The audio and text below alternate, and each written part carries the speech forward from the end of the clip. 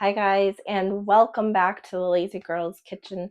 Today we are going to be making what I like to call lazy muffin monkey bread. We're going to be using cinnamon rolls, like Pillsbury cinnamon rolls for this.